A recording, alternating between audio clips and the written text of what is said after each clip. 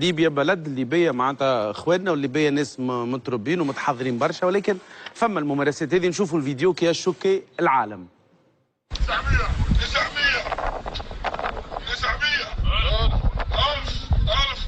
يعني 1000 يعني 1100 محمود 1200 صراط علمي 1200 هذا الثالث. These men are sold for 1,200 Libyan pounds, $400 apiece. You are watching an auction of human beings. هذوما عصابات وميليشيات ليبية استغلت الظرف السياسي والاجتماعي اللي تمر به ليبيا باش تتصرف بشاعة وبانعدام إنسانية. اليوم باش جينا وباش يحكي لنا كيفاش عاش هو بيدو الوضعية هذه وتباع وتشري.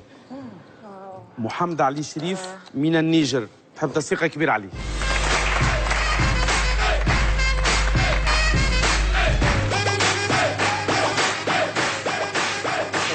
السلام عليكم. مرحبا. مرحبا بك. كيف الحال؟ مرحبا بك سي محمد علي. تفهم بالطبيعه باللغه العربيه، انت تفهم باللغه العربيه. محمد تفضل لهنا نغزر الكاميرا. محمد علي شريف من النيجر، عمره 20 عام، مازال وصل لتونس نهار الخميس 23 نوفمبر 2017. لقاوه الخوافر التونسيه في وسط البحر وجابوه لمبيت المهاجرين التابع للهلال الاحمر فرع مدنين. محمد علي كيفاش بدات حكايته؟ هو الكبير في عائلته الكبيره في النيجر، وابوه متوفي قبل ب4 سنوات. طلع ليبيا عن طريق الصحراء على اساس انه يدبر حركه لاوروبا. في سبها بالجنوب الليبي خطفته عصابه ومعها مجموعه من الافارقه اللي كيفوا وتم احتجازه. دونك محمد علي، كنت اتحدث عن وصولك قبل 4 سنوات وكيف تم اختطافكم واحتجازكم. ماذا تتذكر من هذه الايام؟ كيف تم الاختطاف وماذا كيف تمت المعامله اثناء الاحتجاز؟ بسم الله الرحمن الرحيم. بصراحة من أول يوم لما دخلت ليبيا شدوني ميليشيات بتاع ليبيا وحبسوني في واحد مكان. المكان يعني مكان لما تشوف مكان ضروري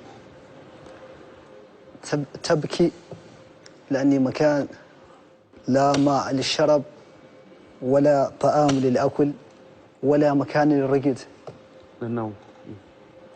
يعني طلبت مني 7000 دينار ليبي وأنا ما عندي فلوس.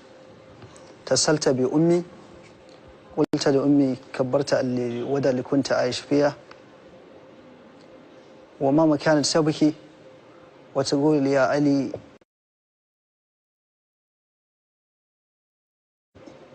يعني من أين نحصل هذا الفلوس؟ دعني أفسر من فضلك محمد علي. دونك قاموا بتعذيبه وصوروه في فيديو وطلبوا من عائلته أنه يدفعوا فدية ب 7000 دينار ليبي باش يسيبوه. عائلة محمد علي ما عندهاش، ولكن قبل التصوير هل تم تعذيبكم محمد علي؟ إيه، كانوا أن يضربونا ويأكد واحد منا ويقتل قدام عيوننا. نحن مجموعة، مش أنا لحالي، كنا كثير. يعني أحاول أن أشرح لك، أنا كنت أحاول أن أشرح لك، أنا ماني عربي ولكن نفهم. أحاول أن أشرح لك بكل الحاجات اللي شفتها بعيني. ماذا شفت؟ قلت لك تلفت مني 7000 دينار ليبي وأنا ما عندي هذا المبلغ لأني كثير. اتصلت بماما كبرتها وقلت لي يا علي أنا ما عندي أي شيء غير بيت هادئ، بيت هادئ اللي نعيش فيه. يعني ضروري نبيع هذا البيت عشان ننقذ حياتك. والله كنت أبكي. قلت لأمي مش ضروري، خليهم يقتلوني، المهم أنتم تعيش في هذا البيت. كان بعت هذا البيت وأنقذ حياتي، أنتم وين تعيش؟ وماما قلت لي إن حياتك أحسن، خلونا نعيش حتى في الشارع. بعت بيتنا وبعت الفلوس هذيك، المبلغ اللي تلفته الناس اللي كتفونا ميليشيات الليبيين، دفعتها المبلغ 7000 دينار ثم تركوني. كنت في منطقة السبعة نكد، مرة ننزل بلوك ومرة نعمل ملقا، مرة كذا كذا. تعرف كيف الإنسان اللي يحتاج الفلوس يكدم كذا وكذا وكذا عشان يحصل فلوس. كنت 7 شهر في منطقة السبعة. أي. كل مرة عندما حصل فلوس نبعت عند ماما عشان يشتري طعام وملابس وشباش الحاجات اللي يحتاج. وبعدين خلصت فلوس من سبعة حق تاكسي إلى تريفولي، وهكذا نفس الشيء يتكرر. اللي صار معي بالأول صار معي اختفت مرة أخرى. في منطقة الترهونة. وصلنا ترهونة، نزلونا في الترهونة، قلت لنا أي واحد منكم ضروري يدفع 2000 دينار ليبيا، وأنا ما عندي هذا المبلغ. وهكذا اتصلت بماما وكبرتها. والله ماما كانت تبكي. قلت يا علي ليش أنت تركت سبعة وتقول تحب أن تذهب إلى تريفولي؟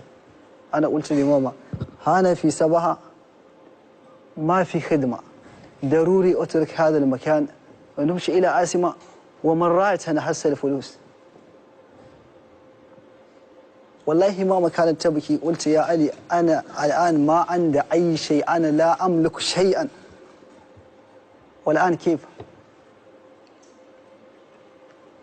وهم قلت لي نحن آتاكم 24 ساعة، وإما تدفع المبلغ وإما نقتلوكم.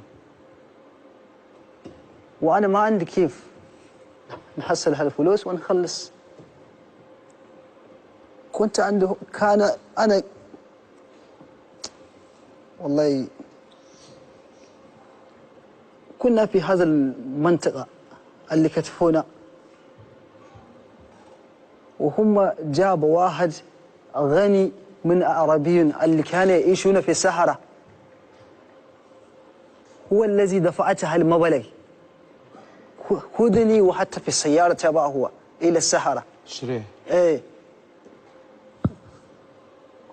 أنا كنت عايش تحت عبودية 6 شهور في الصحراء. كل يوم الصبح يجي ينوتني يقول نوت يا كلب، نوت اذهب وأطعم غنم، يعني الحشيش، ويقول خذ في حاجة اللي نخدم بها اسمها معشة، يقول خذ معشة، اذهب ولقي صوصفة وأتي سائي، وبعدين اذهب إلى مزرعة ولقي طماطم وكذا وكذا وكذا. يعني تأخذ مقابل أو يعني كعبد؟ لا مقابلة، لا شيء، لا كعبد، تكلم كعبد تحت عبودية 6 شهور. والإهانة والضرب وكل شيء، إهانة والضرب، كأنه أنا مش إنسان، كأنه أنا مش إنسان. والله ما في معاملة بيني وبينه. هو حسبنا الله ونعم الوكيل. أنا كنت أحاول أشرح لك ماني عربي، ولكن نحن نفهم، نحن نفهم، يظل واضح. ها واضح كيف تم اختطافه. المرة الثانية ما نجمش يدفع ال 500 دينار، جا شريه فلاح 6 أشهر يعامل كعبد من الإهانة يعني، وهدوك بالسلاح وكل شيء، يعني كانت عيشة العبودية. هذا الناس اللي قلت لك عليه كلهم حاملين السلاح، وقدام عيوني هم قتلت أكثر من 10 أشخاص. إذا كان ما عندك أي واحد اللي يخلص فلوس ينقذ حياتك، أقسم بالله العظيم راح يقتلوك، ما راح يخليك تمشي. ومرات تدفع حتى مبلغ هذه، تترك مكان بمسافة صغيرة واحد يشدوك قدام، ويتكرر نفس الشيء اللي يصير معك. هذا هو الموضوع اللي يصير في ليبيا حتى الآن، موجود في الصحراء بتاع ليبيا. أفريقيين يخدم عند الليبيين تحت عبودية، ولا ثمن ولا شيء.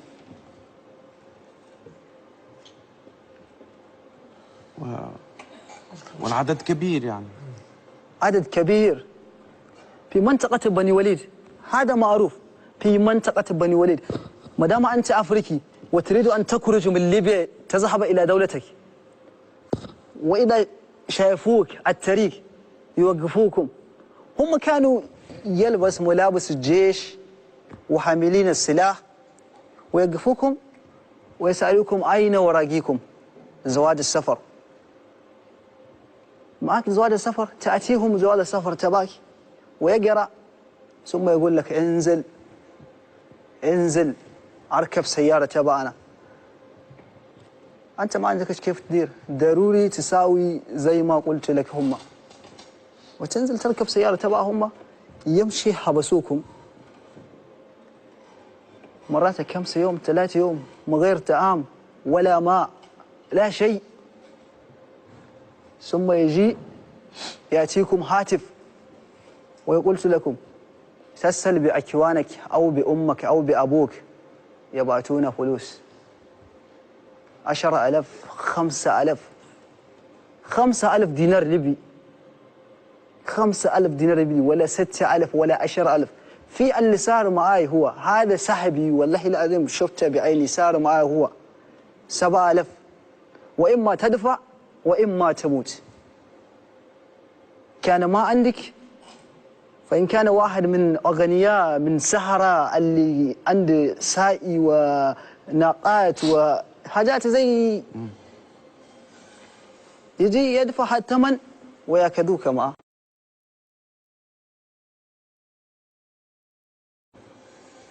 إلى السهرة يشتريك، تذهب وتقعد تكذب بالبلاش، تكذب بالبلاش. به. وبعد 6 أشهر محمد علي، بعد 6 أشهر من اللي عشت مثل العبد، من أنقذك من هذا؟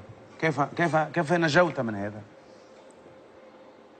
الشخص الذي دفعته الثمن وخذوني معه، خدمت عنده هو مدة 6 شهر في منطقة الترغونة، والذي قلت لي الآن أنت حر، إذا كانت تريد أن تخدم هنا معاي في كل شهر سنأتيك 250. وأنا ماذا قلت له؟ قلت له لا، أنت قلت لي أنا الآن حرة، بالله عليك أريد أن تأخذني إلى داخل القرية، ادخلوني داخل القرية. وهو ماذا قلت لي؟ أصبر لبينما يجي واحد من أصحابي من مدينة، بس أنا بأتيك معه. وهكذا صار. واحد من أصحابه جيت هالمزرعة، وهو الحال قلت خذ هذا ودخلوا داخل المدينة، وهكذا صار. دونك جاء واحد اخر بعد 6 اشهر شريه، قالوا ما عادش حاجتي بيك. محمد علي خرج من غير حتى فرنك فوقه، كان دبش ومشى من صبراته لزواره، وصل لطرابلس غادي يحاول يخدم، يلم في الزبله منظف. تعرف على مهربين حراقه اللي باش يوصلوه لاوروبا، قالوا له جيب 100,000 دينار ليبي تطلع في بخر لاوروبا. خدم ودبرهم، مشى باش يحرق، ركب مع 35 افريقي حارق في فلوكه، خرجوا في الليل. الفلوكه نتاع الموتور سكتت، ليسونس وفاق، قعدوا مطيشين في وسط البحر وبدات تغرق بهم، حتى لين جات خافره الحرس البحري التونسي وانقذتهم الكل وحطتهم في مبيت المهاجرين التابعه لمنظمه الهلال الاحمر فرع مدنين. دونك كنت نحكي على انه بعد الحرقه دونك في وسط البحر صارت الكارثه، ولكن الحمد لله تم انقاذكم. لا الحمد لله، الجيش التونسي انقذونا واتى الهلال الاحمر، ونحن حاليا كنا في مركز الهلال الأحمر تبع تونس. الهلال الأحمر التونسي يعني. والله الحمد لله، ناس محترمين يحترمون ويأتون الطعام وملابس وشباشب. أنا هذا كله من هلال الأحمر. أنا جيت ما عندي شيء، لما شفني أنت تعرف أنا فقير ما عندي شيء، هم الذين آتاني هذا هدية. الناس هذه ضروري نشكرهم ونشكر ربي. الحمد لله والله العظيم. أنا في تونس ناس كلهم يحبوا الناس، تونسيين يحبوا الناس، ونحن نحب التونسيين. ربي يبارك فيهم وإن شاء الله رب سيحفظهم. صح.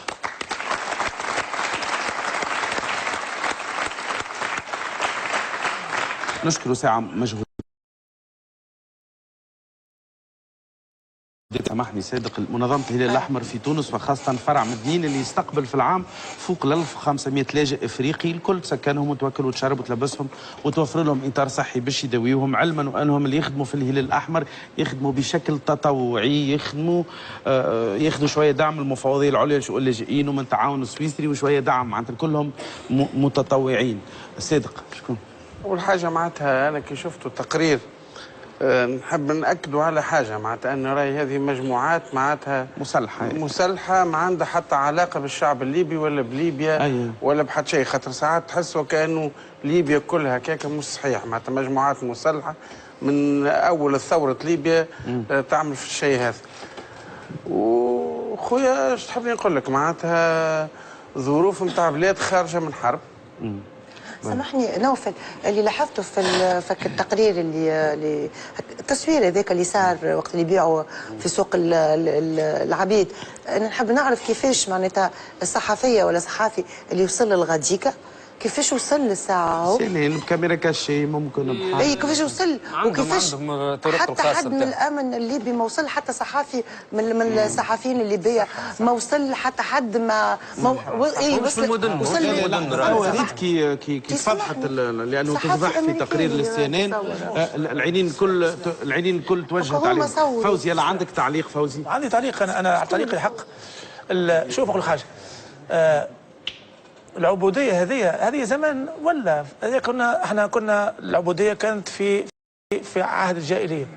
كانت في عهد الجاهليه العبوديه كيفاش كانت الناس تجي وتشري البضائع وتخدم مع الناس، فما عندهمش باش يخلصوا الفلوس، فتستعبدهم الناس التجار ذوكم يستعبدوهم ويخدموا معهم.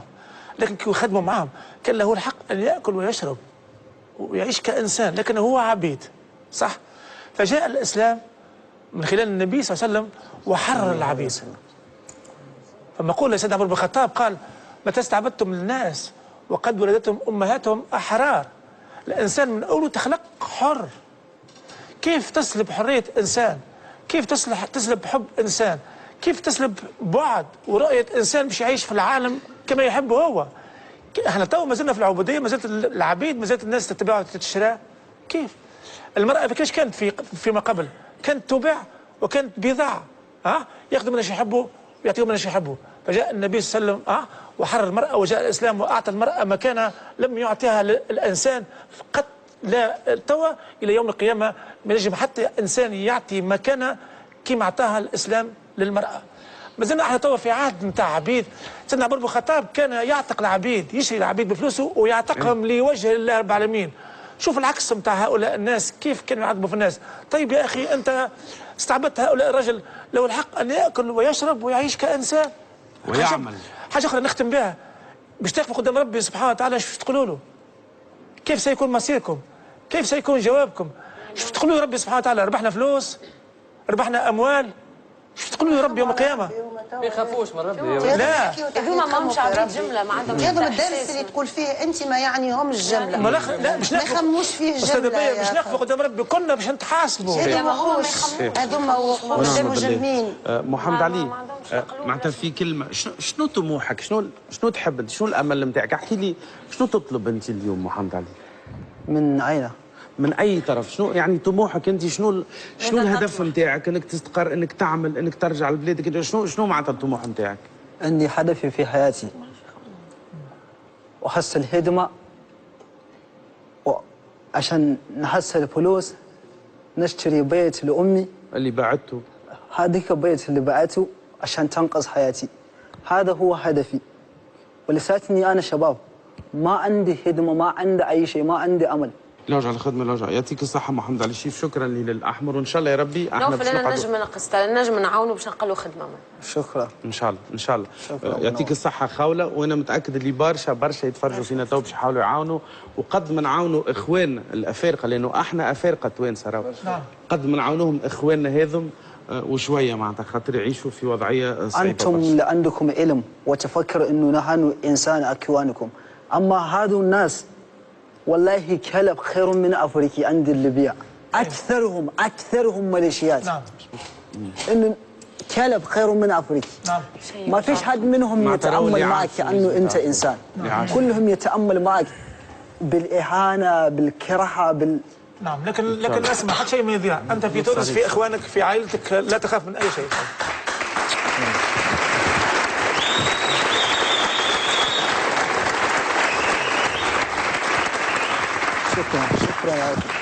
شكرا يا اخي. يعطيك الصحة. شكرا يا اخي. نحب تصفيقة كبيرة. شكرا لك محمد علي. الله موصيلي الحب فرح